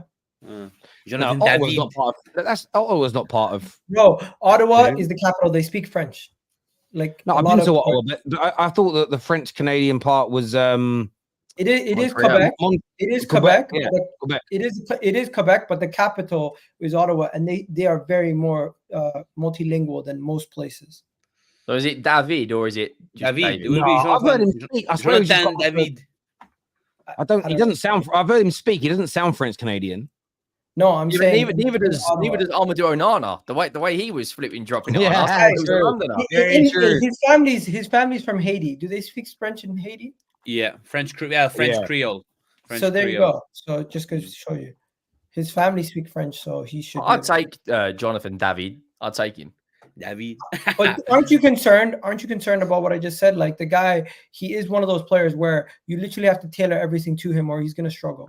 Yeah, but I get what you're saying, but I think he's a relatively good finisher, and if Richarlison in this league can get 14 goals with the amount of chances we create, I think David could quite easily improve that. According to Damasio, yesterday we offered cash plus Richarlison for Alexander Isak. Now, make with that what you want. How much cash? Because it would only be about 200 million. No, but that apparently it was around 70 million. But then Richarlison commented on something saying it's fake. But Damasio used to be a fairly credible journalist a couple of years ago. Now he looks like he's just, I don't know, fallen off. But I mean, are we cash plus Richarlison? Is that enough for Isak? Probably not. So yeah, but I think not only would it be, is it not? You're not going to get Isak. Yeah, why in God's name would Isak be like, yeah, let me go to Spurs? Like he could go to anyone. He could go to Liverpool. He could go to Man City. He could go Arsenal. He could go. But this is where at the same time Tottenham have got to show ambition. Like I can show. I've just DM'd Dua Lipa and I've asked any chance ? She's gonna tell me to fuck off too. Like there's no, just because I'm interested doesn't mean like. Okay, how did Tottenham get to like 2016, 2017? We were in a title charge, right? Similar to Arsenal last year. Great team, just couldn't get over the line. How did Tottenham get back to that? You're gonna have to. It's a very harsh market. You have to be very shrewd. Like you're gonna have to find gems and turn them into players. Unfortunately, like it's not. No, it's very simple. Start spending the money you guys make. Exactly, and by spending that, you get Alexander Isak. Yeah, but it's not that simple though. Like Isak obviously would be an unbelievable signing for Spurs. That would really bridge them up now. But it's just he's wanted by everyone, so I just can't see a world where he goes to Spurs. Unfortunately, they don't have to sign Isak. They don't have to sign Isak. What you guys are always linked to players, but you just don't want to pay the actual bargain, the actual price. Eze, for instance. Go get Eze. Go get a midfielder of quality instead of getting Conor Gallagher. And you know what? You guys could do something. But I personally think Spurs, they just want to be in the mix, and they never actually want to be actually that team that's striving to win it all, because you've never shown the ambition to try to win it all. Yeah, I think with Levy, they've always been held back because he watches every penny, and especially with the money spent in the stadium and stuff, he'll never really spend like excess. You'll never spend like sporadically, or erratically, sorry, which is what you kind of need to kind of bridge that gap these days. So I don't mind Spurs at all. I'd like to see them do well. I'd like to see them in the top 4 instead of a United or Chelsea or whoever, like, obviously. But yeah, it's just hard, man. This market is unforgiving these days. The money required. Everyone's looking at Victor Gyökeres, Victor Osimhen. If Spurs come out of this window with one of those two guys or Ivan Toney, it's a statement. It's a big move. But like one of the reasons we're not apparent, according to Ali Gold, who's very reliable in the Tottenham world, we're not prepared at the moment to go for Eze, is because on that release clause, apparently the down payment is something like 49 million up front, where Levy loves to do his transfers over installments. So now we're looking at Dani Olmo. Guess what? Dani Olmo also has a 50 million euro release clause, and they want 42 million euro up front. So it's now thinking, well, if we're linked with Dani Olmo and Eze, and they are out and out number 10s, then where does James Maddison fit into all this? On the bench. And if he goes on the bench, he'll throw his toys at the pram and then leave, and then we'll lose money on that. Well, you want to know something? You shouldn't care. You shouldn't care. No, I don't care. I'm just looking at it from the outside. You shouldn't care. One thing you guys got to worry about is Chelsea. They're showing the financial backing and the ambition to try to get better. If Spurs find themselves in a situation where Manchester United are getting better, Liverpool are up there. Arsenal, I expect Man United to get better because they're the biggest club in the world. And then you have Aston Villa and Newcastle coming. If you have Aston Villa and Newcastle coming, where does this leave? That's the one where we should be going. What we do. Where does it leave Spurs? Because you guys could get left behind. Same way where we're making fun of Chelsea. At least Chelsea, even though they're not looking good on the pitch completely and they look like an absolute mess, they look like they're trying to improve dramatically. Where Spurs, you guys are just like, it's like a drip effect. You're constantly dropping little bits here and there, but never making a big splash. And eventually you're going to get left behind. Ange come out and said he wants a Premier League title race within 2 years of being Spurs manager. Well, he's already down one. That is something. That is something. In 2 years' time, if he's still in the job, he might change his tune. And I think what happened to you guys at the end of last season, I thought you guys were going to back him this window. If I don't see backing to Ange come the end of the window, you could have Ange looking at your club saying, "What is going on? Why am I actually here?" Yeah. He's a very Ange is a winner. He's a winner where he's gone. If he doesn't get back, he'll walk. Absolutely, and Spurs got to be careful with that because who do they get if that happens? No, you don't want that. Yeah, got to back him. Ange is the only winner at your club. Nobody at your club's a winner. Well, James Maddison's won an FA Cup. Technically, he is. No, what do you mean? No, Romero's won a World Cup. Mustafi won a World Cup. You can be part of a team. Romero was integral, though. You can be part of a team. But my point is, he seems like the only person who's really bothered by the team. Oh, but by the mentality. Like Maddison is getting a check. Romero's getting a check. I don't think they really are bothered by Tottenham's situation. If you guys follow yourself in a bad situation, where it seems like Ange, as much as I don't like Spurs and Chelsea, I'm going to keep it real today. Ange, I think he is the only winner of your club. And if you guys lose Ange, who's going to come in and steer you guys in the right direction? Pedro Porro's won the Superliga in Portugal. This has always been the problem. Like we brought in Jose, we brought in Conte, 2 serial winners. We've tried. Then we went to Nuno, and Jesus Christ, that was just on it like pouring your eyes out. That's as bad as Southgate ball. Now we've kind of changed the hierarchy of the football club in terms of who's dealing with footballing decisions. Levy's apparently pulled away. We're yet to see that in the transfer window. But like it kind of seems like in terms of the recruitment and the scouts and the coaches and the players, they're all singing from the same hymn sheet. Now just go and buy the right players in the team. But Daniel Levy is not prepared to do what Arsenal did, which is take out the transfer loans. take out the 250 million against a football club and then go give a Timber, a Declan Rice. He's not prepared to do that. So then how do we, unless you're signing absolute gems, which, Postecoglou plays a very, very attacking style of football, but so does Guardiola, so does Arteta, so does Arne Slot. Man United are trying to go down there. So then the pool of players gets so small that everyone's after them. All of our transfer targets are being snapped up. The Japanese centre-back who's just joined Bayern Munich from Stuttgart, I can't remember what his name is now. Perfect for us. Is it Itto? Absolutely perfect for us, the way we play, in terms of playing it out from the back. The DM that's brilliant for us would be Edison, but why would he join us over Liverpool? Zubimendi's brilliant. Who? Well, Edison, Atlanta. Yeah. Zubimendi's brilliant. Why would he join us over Arsenal? So then you're looking at such a small pool of players hoping they're gems. When the gap just seems to be, and then you've got Newcastle coming in now. The thing is, though, is that sometimes it's your intent that can convince people.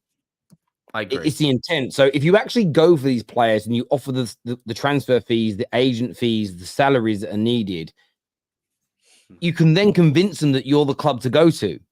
If you're saying, look, we want you, I know Arsenal are offering you 180 grand a week. I know Man United are offering you 185 grand a week. I know Chelsea are offering you 200 grand a week. I know they're offering your agent 10 million pounds. Situation again.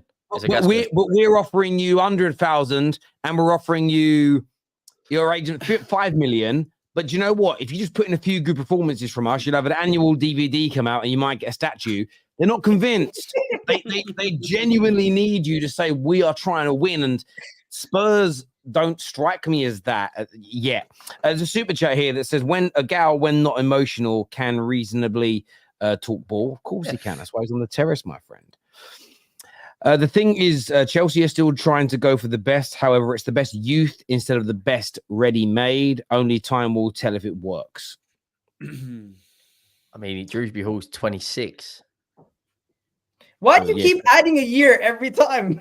26 in September, isn't he? Someone just said it in the chat. Yeah, he's 26 in September. Yeah. He's going. No, 26. So he's 25 until he turns 26. Yeah. So he's 25 at the moment, but yeah. Oh, here we go. Spurs fan talking about winning. Yeah, here we go. Yeah. Spurs fan talking about winning. Yeah, they are trying to move Connor, and Dewsbury-Hall is English and knows the new system. Has there been no progress? Went from 10th to 6th with multiple injuries. Yeah, okay, everyone had injuries. Man United didn't have a fully fit team for 75% of the season. Liverpool had injuries. We had bad injuries are part of the game, and they'll always be part of the game for the remainder of all of our lives. But you can't say with multiple injuries. They went from 10 to 6. This is a team. They're the only team in London to win a Champions League. They've won more Premier Leagues than Arsenal. More Premier Leagues than Liverpool. More Premier Leagues. They haven't won more than the City now, but they won, 5? And now, I don't know. Yeah, just more Premier Leagues than Liverpool, but not titles. It's 19 titles. Does Dewsbury-Hall take them back to the Champions League? Because that's what the goal has to be at the moment. No, but that's not what's expected from a £35 million signing from Leicester. Not expecting what about the other billion they spent, Paddy? It's a part of a bigger picture and a part of a puzzle. He's the first piece of a massive rebuild under the new gaffer. It's just I don't know. Yeah, why is everyone already $1 billion down? Is a lot of money. Sorry, they've spent more money on kids. Than 35 million. They spent more money. Their whole strategy doesn't make for the long term. Yeah, makes sense. Chelsea have spent more money on relieving managers of their duties than 35 million is nothing. I think we have the solution. Basically, Dewsbury-Hall is the Conor Gallagher replacement, and he doesn't want Conor Gallagher at Tottenham. Terry, you might be right. This might all be stemming. Absolutely. He does want Conor Gallagher. He thinks Conor Gallagher is good, though, which is the mad thing. Conor Gallagher is terrible. Who thinks he's good? Henry Hang does. On. I said for the system we play, he'd be good. For the system we play. You think he's good then? Yeah. Well, no, I wouldn't. I don't think he I used to think he was good. Or City or Man United, but we need energy, and we don't. That's the one thing that he can provide. Expelliarmus, man. Come on, that is it's not what we need. That is mad. Conor Gallagher, you think he's good? I think he'd be a good 8 for us. Yeah, he's so bad. But you think Dewsbury-Hall is not that good of a signing? For Chelsea, for Tottenham, it's a different ball game. Why though? Well, that doesn't even make sense. I don't. Because they're already $1 billion down, or about to be 1.1 billion. And other than Gusto and Palmer and Nkunku, Who have they brought in that takes Yeah, them but back to the Champions League? But so what are they supposed to do? Just sit there and never sign anyone again? Yeah, they fucked up. They've made some bad signings, but they've still got to keep trying. And on that basis, I get that. They've got to Dewsbury-Hall keep is trying, a shrewd but signing for them. they're still Chelsea Football Club. Man United, when they're in the Europa League, bought Pogba and Zlatan Ibrahimovic. Like, you're still Man United. And how did Pogba go? Well, he won a Europa League of Man United. He did well. lost And him for nothing. and the League Cup. Okay, let's not act. No. That's a different And the debate, but Community Paul Shield. Pogba was not a successful signing for Man United. No, That but cannot like, be. the fact No, he wasn't, argument is Terry. Come you on. can still attract Man United, even when they're 12th, 15th, can still attract big players because they're Man United. I They'll think always Pogba attract the was- best. Yeah, when but they're like, Man so United. what do you want them to do? Just overpay on shite, and then the same thing happens again. Yeah, but They've got to already change their overpaid on system. site, 'cause they're signing players in the Brazilian league that have played 10 games and paying 40 million for them. There seems to be no like short-term and long-term strategy right now. One It's just second. like- One thing we can't say about Chelsea is they don't have a strategy. Their strategy is to buy young and to buy the best young players. I That's get simple. that, but they need revenue coming in to keep that working. And if they're falling down the table, that doesn't work out. Bro, we don't know their financials. At this moment in time, Chelsea's not in They're debt. going to end up selling the training ground soon and leasing it back off of. Bro, they could sell. They whoever could the sell. territory is. They find another loophole. They'll just sell the airport. There ain't to enough the- loopholes some out Mexican there. Flipping club. Bill Gates hasn't got that many bloody loopholes. Jesus. No, bro. I don't know about you, but did you see what they did? They sold the friggin' Golf parking lot to courses and themselves. hotels. They sold it to themselves. Yeah, They sold it to another company that they own. I don't know. Yeah, I I see don't know that. if I'm just the only one. I just don't see a strategy. Like, what's Chelsea's? What's realistic for Chelsea in the next 2 years? Because I don't think they Bro, finish in the top four. Chelsea could finish third next season. You don't know. Yeah. Third. That's why the Maresca, as I said, is either going to get them top four straight away or they're going to be closer to the bottom. Like, there's no in between. Like, they're either going to get top four or they're going to be about 11th. Yeah. When it comes to Chelsea, look, I don't think Dewsbury-Hall by himself makes them a Champions League team or a title-winning team again. But it's about what else they do. And a few days ago, they were linked to this Samu Almirodian. They were looking at Duran, and I'm thinking, Jesus Christ. They're not players they're going to flip for profit in the future. That looks like players they want right now. I'm thinking, geez, that's awful. Toss in, very good bit of business. I think Dewsbury-Hall is the right age and the right profile. Not every signing is that superstar who is going to bang all the goals in. Not every signing is going to be Mbappe. And I know we kind of live in a world now. I'm not saying you're saying this, Henry, but just sitting back for a lot of few people are messaging, and it's Terry okay. I was just sitting back and listening, if I'm being honest. I know I stare at other screens. I've got like 5 screens around me and I look at other things, but I am listening. Not every single signing is sort of that Mbappe level X factor signing of wow, this person is going to smash us over the edge. When Man United signed Michael Carrick for £18 million in the summer of 2006, Yeah, brilliant. I remember people laughing at it. Not Spurs fans; they knew how good he was. He isn't a spectacular or a spectacular player in terms of doing eye-catching things. But he was more successful than Lampard, than Gerrard, than all these other midfield players. And at his particular role, he was as good as them. His role just wasn't as eye-catching, popular. I think people, like, it's not as fashionable to play that role. Dewsbury-Hall has the ability to come into Chelsea and maybe help knit their midfield together. He may not be the best midfielder, but he could end up being for Chelsea. And this is always what my description of Carrick was. He was the gravy on the roast dinner. Now, no one ever thinks about the gravy. I actually make mine from scratch, by the way. I love making my own gravy. But people think about the potatoes and the mash and the meat and the stuffing and all the other trimmings that go with it. But without a good bit of gravy, a roast dinner ain't a roast dinner. It isn't the most spectacular bit. It isn't the element that people talk about afterwards, but it can knit things together. And Dewsbury-Hall for Chelsea could be their gravy on a roast dinner. And I feel like that element is sometimes forgotten. Not every signing is a superstar. I'm not saying it's together. Superstar, but let's just look at what have the new owners had? Is it 4 windows all in all, 2 summers, 2 Januaries? Is this their 3rd summer or is it 2nd summer? 1 second. I didn't say that Carrick was better than Lampard and Gerrard. I said he was more successful. So again, cognitive dissonance kicked in. He was more successful. He won more league titles. He won more than all of them. He was more successful. Absolutely. Well, Gerrard, yeah. Lampard though? No, Lampard's right up there. I think no. I think Lampard won six league titles, didn't he, Carrick? Carrick, yeah. Carrick won more than him. Fair. So I think this is their second, maybe third summer. It could be their second, but let's say Dewsbury-Hall, goes in and does well, has a relatively good season. Chelsea still have still got 500 other 16, 17, and 18-year-olds that they're £1 billion down. Because of that, they now can't go and actually put the money down for an Alexander Isak. Chelsea need to bring in, if let's say Dewsbury was the quality signing, 5, 6, 7, 8 more Dewsbury-Halls, but they can't because they've already blown all their money. And if you look at Dewsbury-Hall's overall quality, I'm probably going to be the only one out here. I don't think he's even better than Conor Gallagher. Yeah, absolutely, mate. That's crazy. That is crazy. Conor Gallagher is the best player last season. No. What do you propose? No, who do you propose instead? Gusto and Cole Palmer were the only players better than Gallagher last year.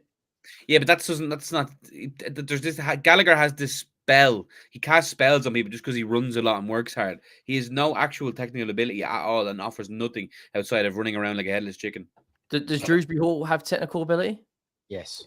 Yes, absolutely. Based on what? He has technical ability. He's very good. Having a good season in the Championship and getting 3 Premier League goals. He was touted. He was touted when he was with Leicester in the league before. Everyone was raving about him. He's always been 26. Rated. We're acting like he's 19. You're acting like 26 is like, bro. What do you mean? That's younger than you. Established professional. Like you should be. He's had 1 year in the Championship and got 3 Premier League goals. Yeah, he's a midfielder. He's not a striker. How did the whole show turn about Dewsbury-Hall? Look at when Tottenham signed Bissouma, right? Look, let's just use that for an example. He had 3 good years at Brighton, and a lot of teams, not just Tottenham, Arsenal wanted him before they got Partey. Were like, do you know what? We've seen him in a Graham Potter system. We've seen what he can do, and he's done it for more than 2 seasons in the Premier League.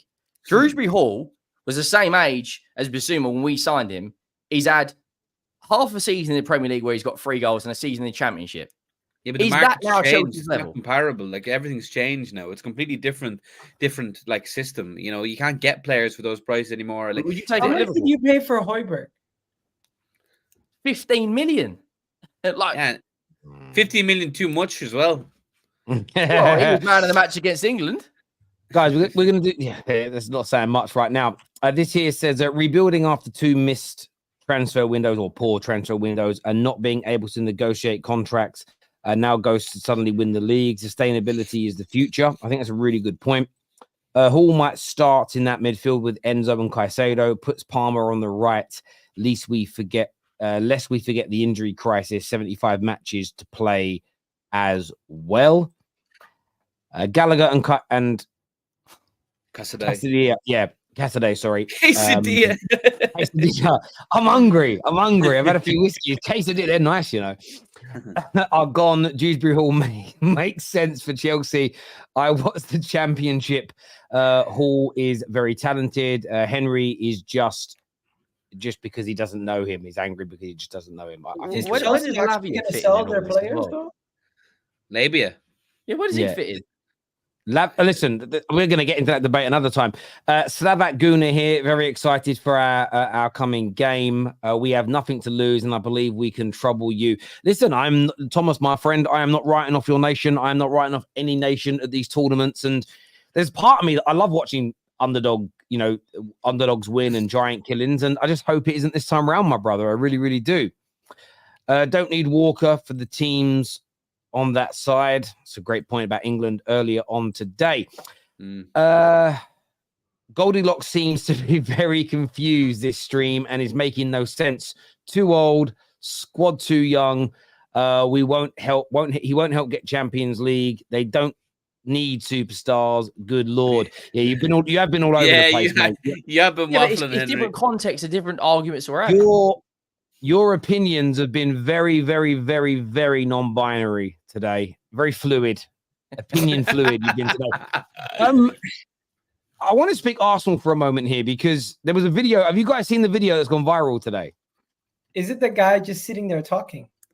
Yeah, there's a video of a guy that sort of sorts cars out for people, and he's quite well known.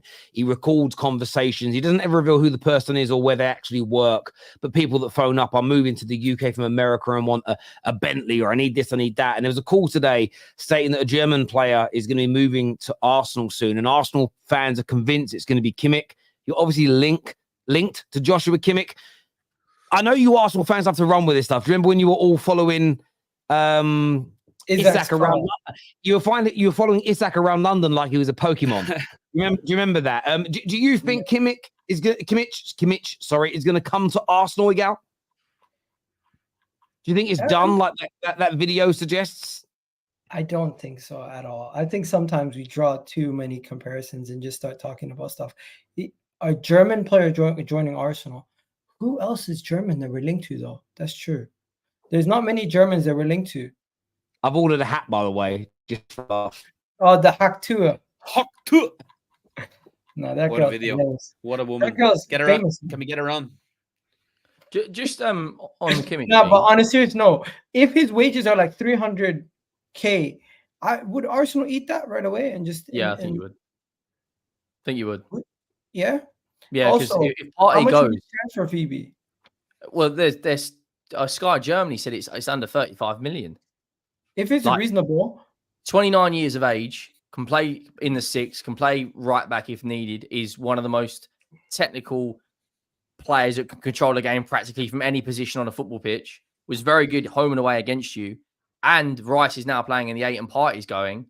He's the sort of player that walks in and goes, all right, I've won league titles, I've won a Champions League, I'm probably about to win a Euros. He walks into that dressing room. That's the sort of signing Arsenal make to win something. I'm not against it. I'm not saying for 1 second I'm against it. I'm just simply saying, could there be a situation where the club look at it and say, you know what? Hey, he's going to be garnering a £30 million transfer fee, potentially 300K a week. Would it be better for us to just go get, I don't know, somebody like Onana or somebody like Zubimendi instead? Would that be something that you think the club would look at, or do you think Kimmich is that much of a difference maker where they just say, you know, he's that much of a difference maker? Like Liverpool looking at Edison as well as Zubimendi. Like there's DMs out there that are brilliant, but he's just that little bit better for me. I think people rate like Bayern fans themselves. They don't rate him. Disillusioned with Kimmich of the last while. They don't rate him. Like I think he's very much rated because of like the FIFA generation. He's high rated on FIFA. He's a nice name. He's won things. Ultimately, like I think anyone who'll give you an opinion on Kimmich, if you ask them truthfully, if they sat down and watched the Bayern game, they'll probably tell you no outside of the Champions League. So I don't know. I don't know. I think it's a bit of a wishful thinking sign for the wages he could be on. I think Arsenal could do a lot better, and I don't think he suits like the project at Arsenal. I think coming in at 29 doesn't really suit the. He could turn into our Thiago Alcantara, where all this hype, and then ends up being slightly underwhelming, maybe due to injuries or other issues. Thiago without the injuries would have been perfect. When he was fit, he was unbelievable. But yeah, I don't know. It could be shrewd, but I don't think the wages involved there can't allow it to be shrewd. That's a lot of money, like, you know, 300K potentially. He could be a Casemiro too. You're right. Never know. But I mean, I don't know if he's going to fall off that quickly. He's 29. He's not 32. But you have to be careful when you buy Bayern Munich players. When Man United signed Bastian Schweinsteiger, we got stung. Typically speaking, and I know they've gone through some turmoil in the last year or two. So, you know, we've got to be fair about that. But typically speaking, Bayern only let people go when they know they're surplus. Because would they be willing to let Musiala leave without offering him a groundbreaking deal? Probably not. But with Kimmich, it's almost like, okay, we'll let you go. We'll let you go. And that would be my only. I mean, I think he's a really good football player. So I'm being objective here when I say this, as opposed to what I feel. I feel like he's a really good player. I think he could elevate Arsenal. I think he's control on the ball. I think he's versatility. He can score goals. He can create. He can defend. I think he's absolutely amazing. But if I'm being objective about the situation, Bayern typically don't let players go. They still feel have got real potency left in them. Maybe they feel he's been found out a bit. Maybe they feel that he's sort of tapped out a little. You've got to be mindful of that very rarely do Bayern Munich's, very rarely do Real Madrid's. Man City would go into that category right now. Very rarely do they sell, and Liverpool went into it for a while under Klopp. Very rarely are they letting players go in their peak or before their peak. It's normally after that they're allowed to leave. Man United in our pomp under Fergie, barring Cristiano Ronaldo, very few, and you probably could throw Stam into that because him and the manager fell out. Very few players leave. Tevez. Before or during the middle of their pick. Tevez, we never owned him. He was on loan. There's very little we could do about that. We probably made a mistake there. Harry, but do you think we're being used again? No, I don't think you're being used. I think some Arsenal fans online are a bit too sensitive with that. I think you're probably in like I'm sort of in the middle of all these transfer stories. You hear some people that are like, most stories are nonsense. There's no links. It's just paper talk. The newspapers, typically speaking, are not making these stories up. They can't do it. Having worked alongside some of our partners on the terrace for a long time, there is certain, I'll give you an example.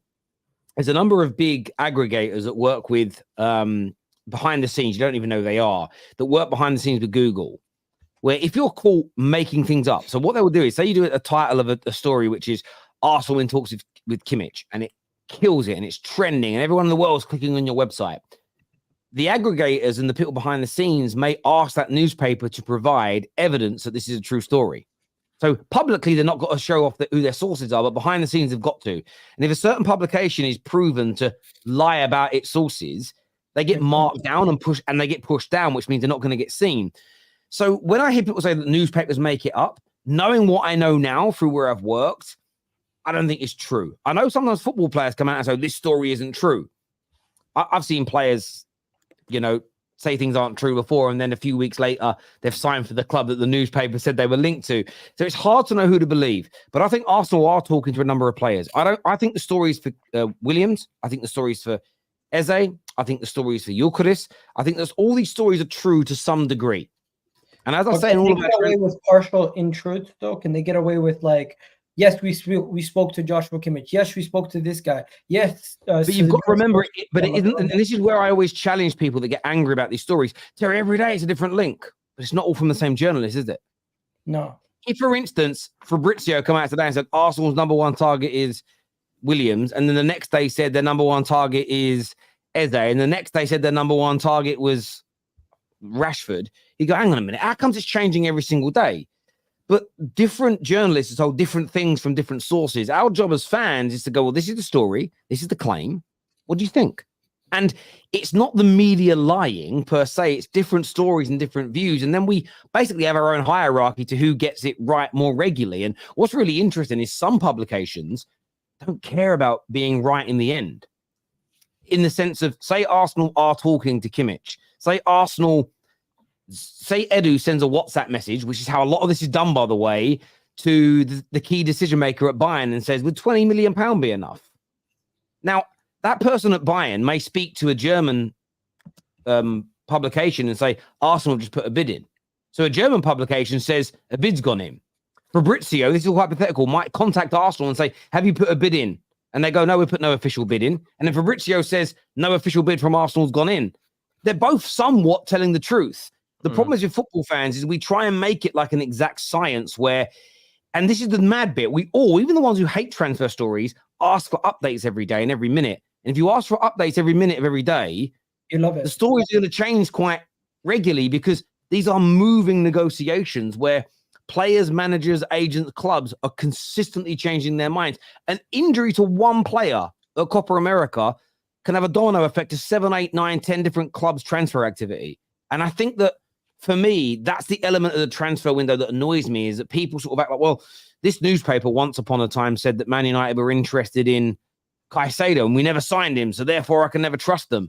I find that such a weird logic, personally. So I think you are looking at Kimmich. Do I believe this TikTok thing that's gone around, that it's done? No, I don't. I actually think the TikTok person who recorded it thinks it's true. I think someone's phoned them up and is taking the piss. That's my honest opinion. I think someone has phoned them as a prank call and they've shared it. Does that make sense? That's what I think's happened there. The guy talking, I don't know why. Maybe I'm being really disrespectful. He didn't sound like somebody that's got that connection and is doing that job. Personally. Isn't Kimmich also like heavily linked with Manchester City as well. So he's got like two of the best He's teams in the linked country. himself. He's linked himself. He gave a list of teams: Real Madrid, Barcelona, Arsenal, Man City, and Liverpool. Those are the 5 teams that he's. Real Madrid have got a himself good relationship with Bayern Munich, like Toni Kroos, David Alaba. So do Davies. Barcelona. But at this moment in time, I think it's more of a list of teams that he would accept going to, and less than anything else. How long has he got left in his contract? I don't know. 1 year? Let me check. 5 minutes, I think. I'm not too. I was gonna ask as well, boys. Arsenal were linked to Eze. What do you make of that deal, Egal? Is that someone you want predominantly attacking midfield? Can play on the left?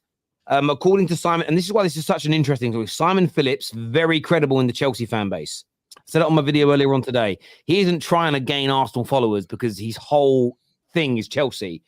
But he said that you guys are the most serious in for him. You're pushing the hardest. And I'm paraphrasing slightly, but is maybe the most likely of all the other Premier League clubs.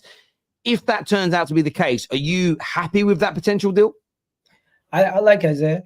We would be bringing an academy player back home. I think he would count to our homegrown quota, and he definitely would give us so much versatility, being able to play in the midfield, being able to play in the wing position. He could be a backup for Saka, backup for Odegaard, and he would just give us so much more strength and depth. I think it would be a great signing. But I don't know how much the club is looking to spend this window, and if they spend 60 million on Eze, is that goodbye to a striker option? That's the only thing I'm thinking about, and I'm concerned about. Do you need a striker though? We might not necessarily need a striker if we strengthen enough in other areas where we can circumvent the need for a striker by having a lot of quality and depth in the midfield and in the wing positions. But right now, I don't know. I've just had my heart set on getting a striker, and us now looking at getting midfielders and wingers. It might be better for us, but could it hurt us in the long term? Getting if there is an opportunity for like for Isak or something late in the window. Well, my camera's froze for some reason. You scored 124 goals, I think, last year in all comps. Yeah, you need a striker. I'm not saying goals is desperate. I'm just saying a striker would be that moment player to help us win the Champions League or some of those games that you're struggling in. For example, West Ham last season at home, we bury some of those goals if we have an Isak in our team, for example. Apologies, Mark. Can you guys still hear me? My Mac does this all the time. Can you hear me? Yeah, I can hear you. Did you catch what I said though? Yeah, I get what you said. Yeah, but like, I mean, £60 million for Eze. I mean, it looks like Nketiah is potentially going for 50 million. You got Nelson being linked to move away. Gabriel Jesus, is he going to stay? Does Eze come in and improve things? I think I like your thumbs up. I don't know if we sell Jesus. I haven't. There's been interest, and if somebody does come in, I think the club would consider it. But at this moment in time, it's still very early in the window. I don't think Arsenal's going to do anything until July, and after the Euros when Eze comes back. If it's 60 million for Eze, maybe Crystal Palace would have to budge on their price tag a little bit. I don't know if Arsenal. They won't though. Parish is notorious. You never know. Eze would be unbelievable. It's a player's dream to play for Arsenal. He is an Arsenal academy boy. He said it before. His dream is to play for Arsenal, and he'll do anything to play for Arsenal. So would you say Liverpool, Paddy? Yeah, 100%. So I think, like, obviously the way you play now, the big question mark is going to be where he plays for Palace. Teams naturally come out against him. Moving to an Arsenal Liverpool where everyone sits in a low block is going to be, how does he get on? I think for Liverpool, I think it'd be a great signing. It's like £60 million. Yeah, you got to lump up 48, 50 million of that up front, but he's homegrown. Aren't you concerned? You're missing out on one of your number one targets. I'd be furious. Yeah, I'd be smashing this living room up. If he joins you over the fact that we have been literally twerking for him for 18 months. He's under the same agency as literally 60% of our squad. The agents have obviously got the connections. Plus, when we played Crystal Palace, him and his family were in a box. He then scored against us the following day. He's doing all this modelling with Son. If he then goes and signs for you lot, I'd be, or Liverpool. Be more annoyed at obviously Arsenal because of the rivalry, but I don't think we're but it happens all the time. Aren't you used to it by now? Well, yeah, but right now, like all the reports are that we're interested. So yeah, Arsenal apparently, according to other people, are pushing. But if you're Eze right now, you're probably picking Arsenal over most teams, aren't you? Because you're in a title race and you're much better than we are at the moment. So if you're Eze and you came from the Arsenal's academy and your dream is to play for Arsenal, even when we were shit, you'd rather pick us over you. Yeah, but like the thing is, like when people go, "Oh yeah, but he's an Arsenal fan." Jermaine Defoe was an Arsenal fan.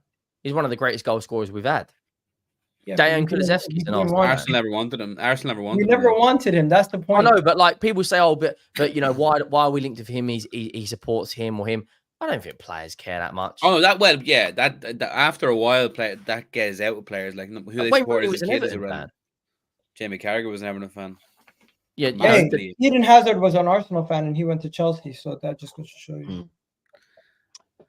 Look, it's going to be interesting to see how it all plays out. Look, boys, I want to thank you all for coming on the show this evening. I want to thank our viewers, our super chatters. I think we may have a few super chatters here, actually, that we haven't gone to. I think it's someone like Adeyemi. I mean, that could be true. Kimmich doesn't have an agent, so it can't be him. Yeah, but no, I mean, his agent probably wouldn't be English either. Normally, the people that make those kind of calls, and I know this through the job I did in banking, are the player liaison officers at the clubs who would contact the banks and say that we need an account for this person. They contact estate agents. They contact car companies to organize cars. So it could be somebody at Arsenal, but I don't think it is. Don't need Walker for this. Sorry, we had that one. This here says Kimmich won't join Arsenal. It's decided Liverpool, City, or Barcelona. Bayern wants Onana, so bring me Kimmich to Liverpool. Is what Honesty says here. Is Liverpool a more attractive position than Arsenal? Simply, just that's all I'm asking, Paddy. What do you think? Who's a more attractive proposition? Yeah.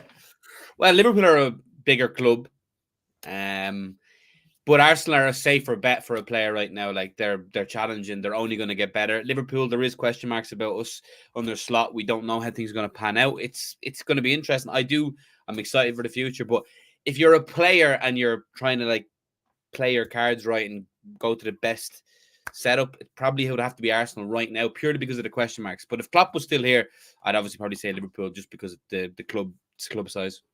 Thank you. Viewers, everybody who's tuned in, thank you. We're back tomorrow with more content. Take care. Goodbye. God bless. And we'll see you all again soon. Peace.